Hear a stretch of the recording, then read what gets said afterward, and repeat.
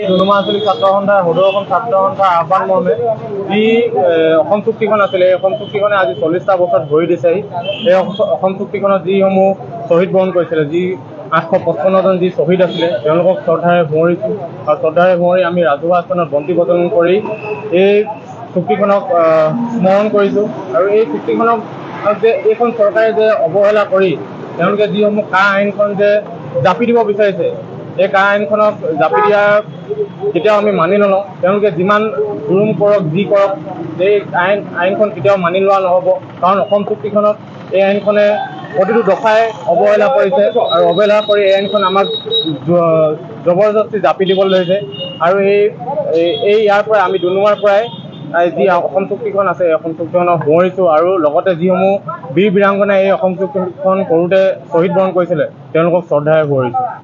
সদৌ ছাত্ৰ সন্থাৰ মৰ্মে আমি ডুমডুমা আঞ্চলিক ছাত্ৰ সন্থায়ো আজি অসম চুক্তিৰ 39টা বছৰ গৌৰৱী 40টা বছৰত পদাৰ্পণ কৰিছে।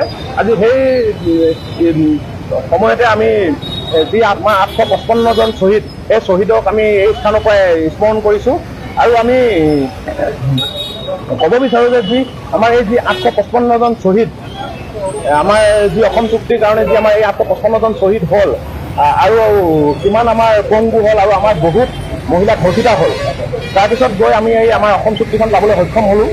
আৰু আমি অসম চুক্তিখন পাবলৈ সক্ষম হ'লোঁ যদিও আজি আমাৰ প্ৰায় আপোনাৰ 1985 চনৰ 15 আগষ্ট তাৰিখে আমাৰ যি অসম চুক্তি স্বাক্ষৰ হৈছিল, স্বাক্ষৰ হৈ যোৱা আজি 40টা বছৰ হোৱাৰ পাছতো আমাৰ মূল কিছুমান চুক্তি আজিও আমাৰ কাৰ্যকৰী কৰা হোৱা নাই।